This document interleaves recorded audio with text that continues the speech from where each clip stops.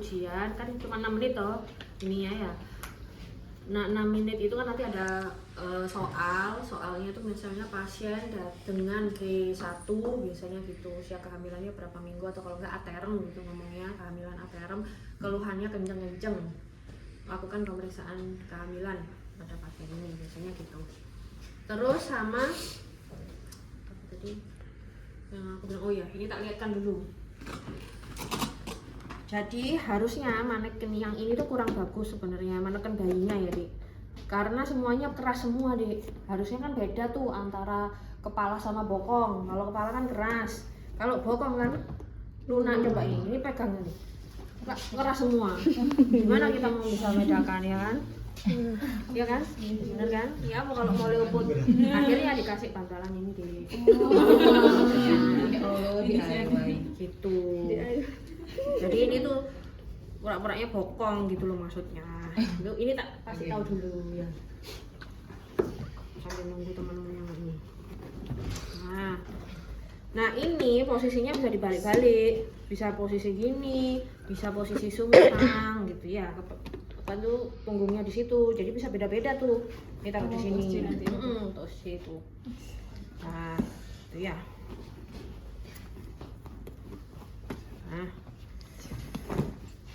Nah, yang selaput ketuban tuh ini ya Dik, itu selaput ketubannya, ada cairan amnion di dalam ya. Terus habis itu aku ngomong apa lagi ya? Udah. Terus habis itu setelah ada soal, nah terus kamu disuruh lakukan pemeriksaan kehamilan pada pasien ini. Nanti kan kita cuma 6 menit, anamnesis tuh nggak usah ya Dik. Anamnesis tuh anggap sudah, jadi nggak usah dilakukan anamnesis lagi, langsung menuju pemeriksaan fisik. Tetap KU itu tetap diomongkan aja. Terus habis itu pemeriksaan status umum head to toe itu juga diomongkan, tapi nggak usah dilakukan. Kalau tekanan darah yang ngomong saya lakukan pemeriksaan vital sign, tekanan darah, nadi, RR gitu ya, tapi nggak usah dilakukan kan terlalu lama. Baru habis itu pemeriksaan Leopold tadi ya. Oke, kita mulai ya. Biasa, bismillahirrahmanirrahim. Perkenalan dulu kan, saya dokter siapa yang akan melakukan pemeriksaan pada ibu, dengan ibu siapa gitu kan ya. Atau ya cuci tangan lagi gitu ya. Pokoknya awal-awal itu. Terus ibunya disuruh tidur. Bu, permisi ibu tiduran. Nanti bajunya agak diangkat ya Bu, karena saya mau melakukan pemeriksaan kehamilan gitu ya. Posisinya pemeriksa berada di sebelah kanan pasien, menghadap ke arah kepala ibu ya. Satu, saya lakukan dulu pemeriksaan vital sign, keadaan umum, vital sign, tensi, nadi, RR, suhu, berat badan, tinggi badan ini ya. Lalu pemeriksaan head to toe dari kepala, leher, torak, abdomen dan ekstremitas. Udah ngomong gitu aja ya. Nanti kalau ada kelainan pasti pengujinya akan ngomong gitu ya, biar cepat maksudnya, karena waktunya cuma 6 menit. Nah setelah itu saya lakukan pemeriksaan Leopold. Nah posisinya pertama Leopold 1 itu dengan pemeriksaan tinggi fundus uteri. Saya ambil meteran, saya ukur mulai dari fundus ya, cari fundusnya Dek. Dari mana nih fundus yang paling atas nih? Oh sini.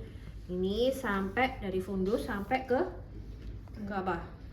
Tinggi fundus uteri sampai simfisis pubis. Jadi cari yang keras, kerasnya. Kalau ini memang bantalan semua ya, tapi ada lah keras. Nih 37 misalnya. Omongkan TFU-nya 37 cm ya. Terus setelah Leopold 1 apalagi selain TFU? Menentukan bagian janin yang ada di fundus. Jadi tangan kita pakai palpasi ya, tangan kita kedua tangan diletakkan plek di fundus. Jangan gini ya Dek, tapi dua tangan tuh plek gini ya. Terus kita palpasi nih, yang di bagian fundus tuh apa?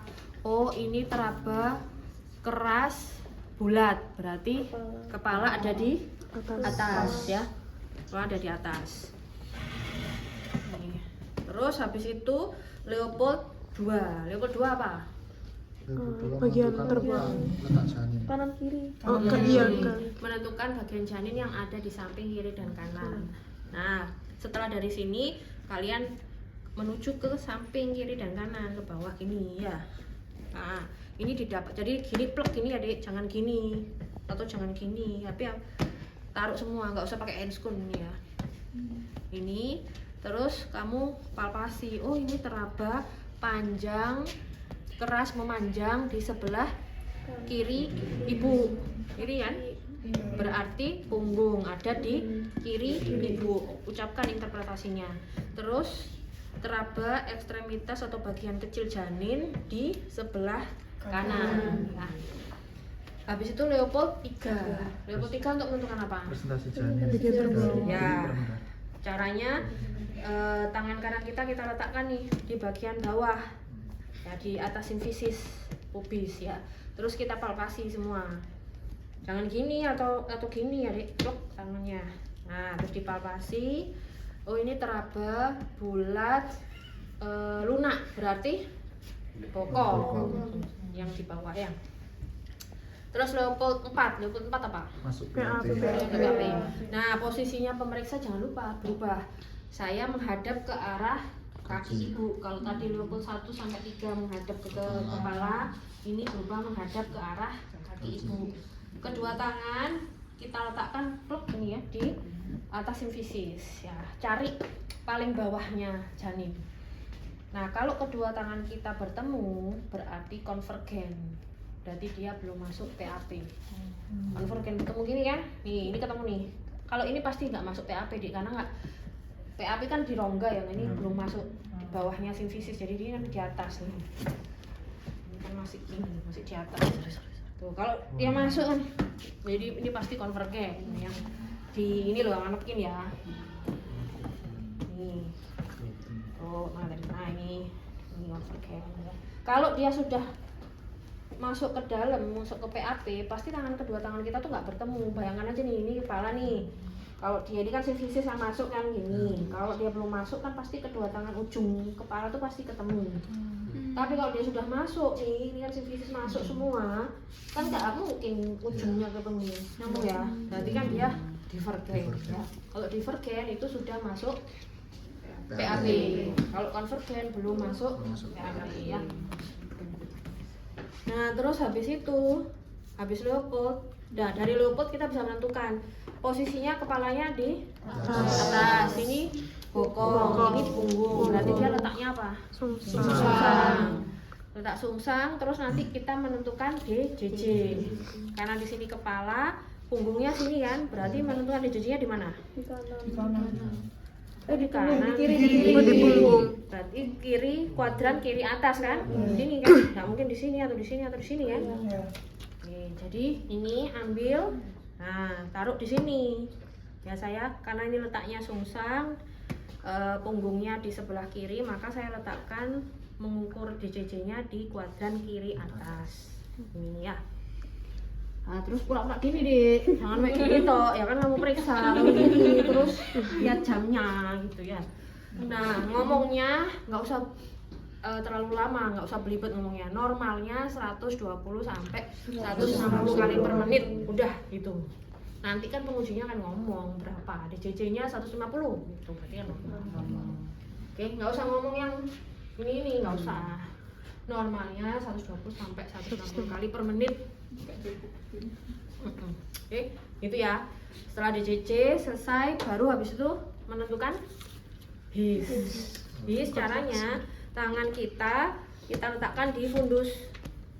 Nah, terus kamu ngomongnya gini, saya ukur dalam waktu 10 menit ada berapa kali HIS dan lamanya berapa detik. Udah gitu aja, nggak usah beribet ya. Jadi berapa kali HIS dan lamanya berapa detik. Oke, itu. Terus habis HIS apa? Terakhir VT, pemeriksaan dalam. Nah, pemeriksaan dalam ini kamu ngomong, Bu, nanti saya akan lakukan pemeriksaan dalam untuk menentukan pembukaannya Ibu. Minta tolong mungkin pemeriksaannya agak nggak nyaman, mohon kerjasamanya, celana dalamnya dibuka gitu ya. Dilepaskan celana dalamnya, terus kamu cuci tangan pakai handscoon steril. Nah, caranya, ini cara VT-nya ya. Kan kita VT pakai tangan kanan, 2 jari ya. Yang tangan kiri itu ini kan labia ya, jadi kita membantu membuka, karena kadang-kadang banyak yang kegemukan itu susah gitu, jadi kita bantu dengan tangan kiri gini, terus tangan kanan kita yang jari tengah itu ditaruh di posterior ini, komisura posterior gini, jadi ditekan dulu biar enggak, jangan langsung gini ya dek, biar enggak sakit gitu ya.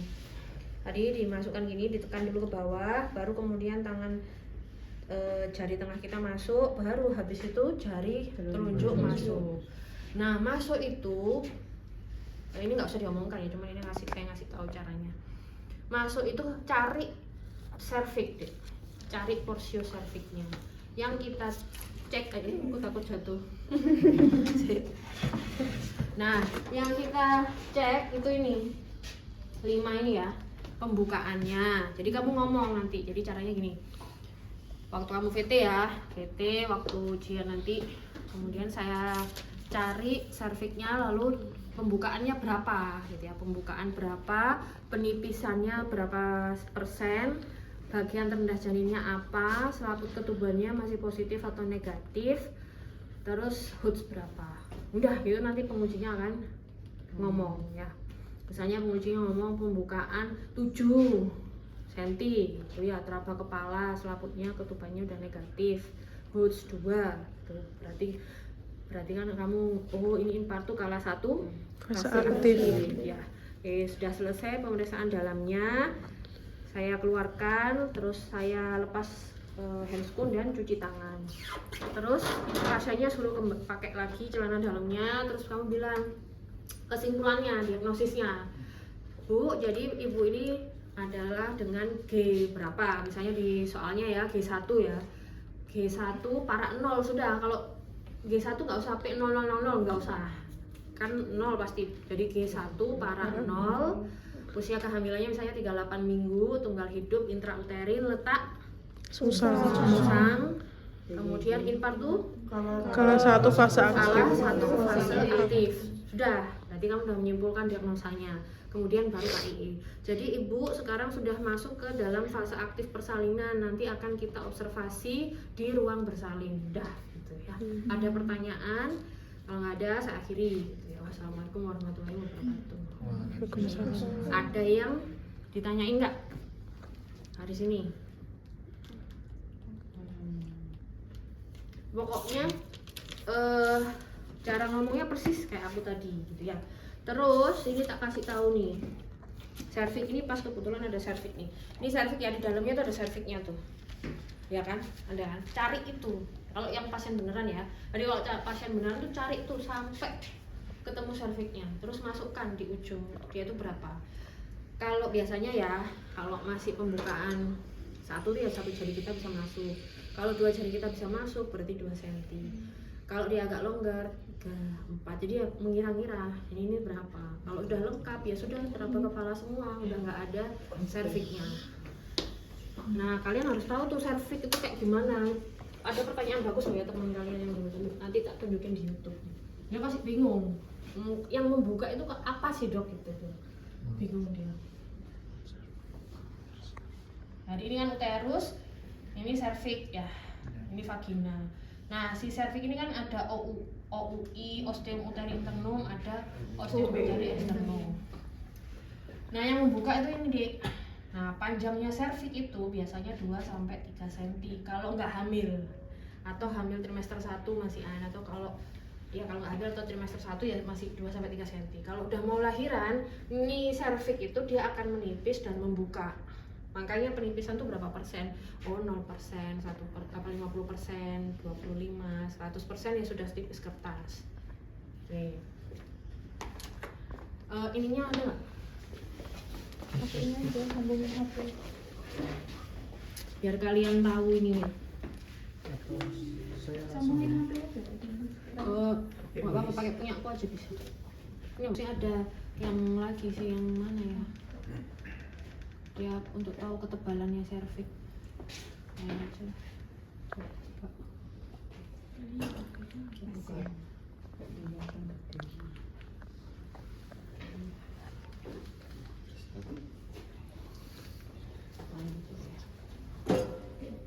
Dari 3 Nah, fase ini loh. pembukaan lahirannya Selfie itu kan? fase lah. Nggak bisa. Dari 3 Nah, fase ini loh, ini kan pembukaan cervix ya, lahirannya jadi itu dia fase membuka laten, sama fase menipis aktif, tuh. dan fase Tuh, transisi. menipis. Uraikan satu Nyambung persatu. ya, saya lagi ya. Nah, ini kalau Dari 3 fase pembukaan lahirannya dia itu akan fase membuka laten, terus fase nipis aktif, nih, dan terus fase transisi. nipis. Jika Nah, diuraikan itu satu yang persatu, maka dicek. disebut Teman kalian tuh ada yang kemarin tuh, dok saya masih belum ini, itu apanya yang diperiksa? Bagus juga pertanyaannya, karena kalian kan nggak membayangkan, belum bisa bayangin. Ini ada nggak ya? selama Tadi tahap sudah pembukaan nipis, satu tadi sudah persalinan, nipis ya. Bunda hamil bisa Harusnya mengeluarkan tadi sudah. kontraksi. Jadi tergantung tuh dia primigravida atau multigravida. Kalau primigravida biasanya menipis dulu baru membuka. Kalau multigravida menipis dan membukanya bersamaan. Mana lagi ya? Kok nggak ada ya?